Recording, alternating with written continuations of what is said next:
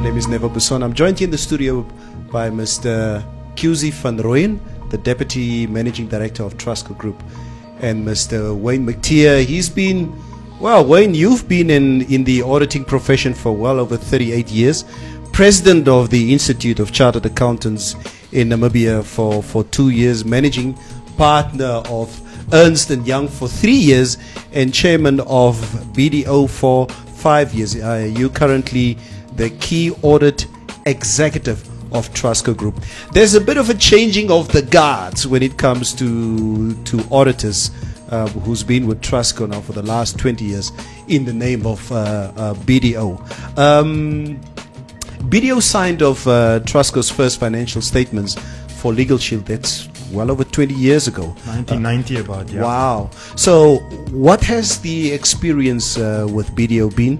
BDO has been with Trustco Group, BDO Namibia, with Trustco for over 20 years. And when they first signed off the audit of the group, it was a Legal Shield back then. And back then it was a 4 million turnover business with just over 170,000 Namibian dollars profit for the whole year. Fast forward 20 years later, and we at 660 million profit and well over 6 billion Namibian dollars in assets. So it has been quite the ride with BDO Namibia. I can assure you. Really the partners you want as a growing and an entrepreneurial business, and also the audit group you want at your side to help tackle difficult questions that need to be answered, accounting for complex transactions. We've had a really good ride with BDO Namibia, and the audit profession has changed substantially in the last 20 years, and we can only thank them for their service over the past 20 years. How did the auditing industry or profession shift over the past couple of years? How did that change? You can ask any auditor. Regulation and risk. And what's happened over the past years, it has always been a regulated profession. But with Enron, the first scandal that we had very many years ago, some people may not remember. No, I remember that. And since then, we've had our own in the southern hemisphere of Africa, of our own accounting scandals that we are all well known. So this has put a lot of pressure on auditors to make sure that they get it right what they do, and they want to make sure that when they sign off a set of financials, those set of financials can be relied upon and that they are good, credible financials. A company that wants to grow quickly need funds, and funding is a very important part. And without credible financials signed off by credible auditors, you do not have that advantage to show the people who are interested in giving you money what you really do, and that they can rely on the information that you are giving to them. Yeah, if I understand correct, Neville, generally you need to sign. The first question a bank asks you when you apply for funding is, let me have your financials. Exactly. Show me the health of your financial statements. Exactly. And that's where you need a credible audit firm to sign off on your financials. Exactly. Wayne, tell me about the most exciting time at Trustco here. Well, to come to Trustco, an entrepreneurial company, having been in the auditing profession for 38 years, is a major change and the most pleasant change I ever experienced in my life. It was really fantastic to move from auditing to an entrepreneurial environment and work for Trustco, which I've enjoyed intensely. What would you say is the main difference between auditor thinking and entrepreneurial thinking? Wayne, it's obviously the two mix, right? And they have to hold hands with each other at some point in time. But I think from audit profession, and this is now coming out of the eyes of an entrepreneur, that if you're auditing, you're always looking in the rearview mirror, right? You look at what has been done and has it been done correctly and has it been done according to the book. Where if you're on the entrepreneurial side or on the CEO side of the business, you look forward, right? So I think it's maybe the difference in view. Both go over the same steps and do the same, or look at the same work that has been done, but one is definitely a bit more forward-looking and the one is backward-looking. And not backward-looking in the sense of marking homework, but backward-looking in the sense of, has the steps and procedures been followed that's required of a business going through its operations. There must be some tension, I think, between a growth company and then with your auditors. on the one side, the entrepreneurs will always push the boundaries, and it's the executive's role to grow the business, and growing the business by definition means stretching the limits and pushing the whole business forward. It's that peripheral. That's a peripheral, and there's natural tension between the guys that make sure that you operate in the four lines or the four confines of regulations and laws and so forth. So there's natural tension, but it's required. It safeguards all shareholder wealth. It safeguards money that's invested in the business. So it's something that any healthy business can't go without. Yeah, Neville, there is tension, but that tension varies to different degrees. Okay. If you have a client who is very aggressive with their accounting, that would definitely bring tension to the auditor. So the auditor obviously has to weigh up for himself. Is that aggressive accounting within limits, or is it not? Why the sudden need for change? Neville, not sudden at all. In 2018, Trustco Group embarked on refreshing its policy, specifically with audit.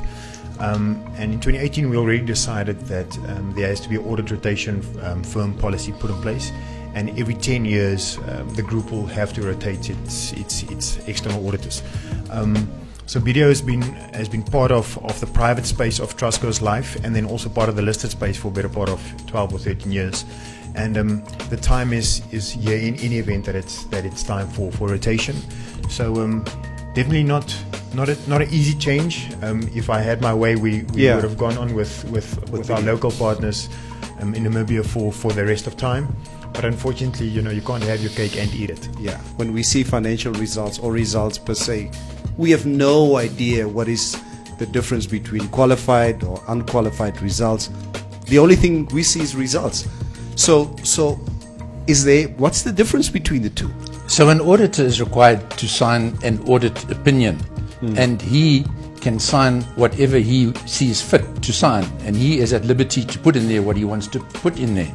So if a client has numbers in his set of financial statements that the client produces, which the auditor does not agree with, then the auditor, if he cannot convince the client to change his mind and change the numbers, he will record in his audit opinion that he does not agree with certain numbers, and he obviously will put all the details of that difference of agreement in his report.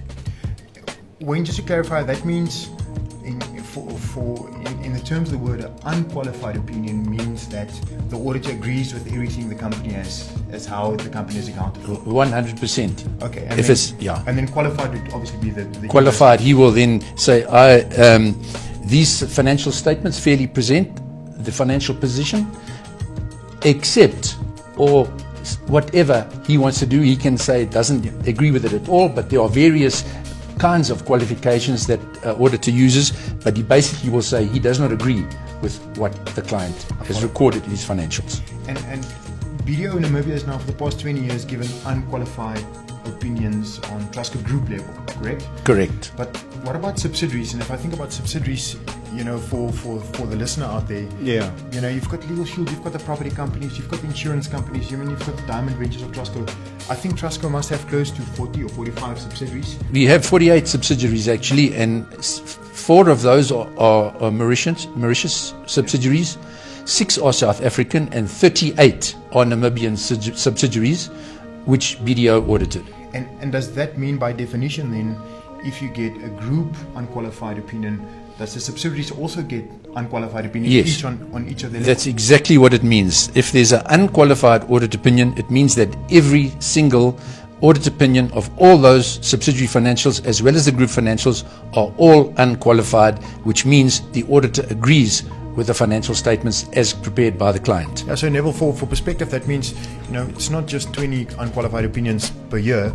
It's 20 unqualified opinions per year multiplied by 40 or 45 companies across 20 years. How does the auditing process differ when it comes to auditing a listed company versus an unlisted or private company? The audit process is exactly the same, no matter what company you audit.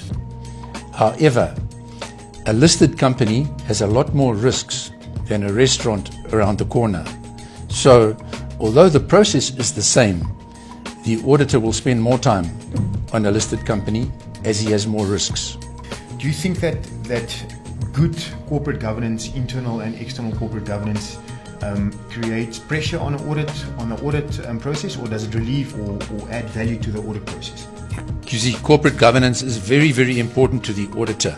An auditor is auditing and doing his work in an area where he perceives risk. If you have good corporate governance, it gives the auditor a lot of comfort to know that where he is auditing, things are all appropriate and how they should be. What is the next move of Trustco? Trustco will obviously embark on sourcing new external auditors specifically for Namibia. If you look at the JSE listing, we've already done an audit rotation on the JSE. We've got the next year team that does the external audit for purposes of the JSE. So we'll make an announcement in the next couple of days of new audit partners for Namibia specifically. And we look forward to the engagements that we have already had with the different firms, and we look forward to making the announcement soon.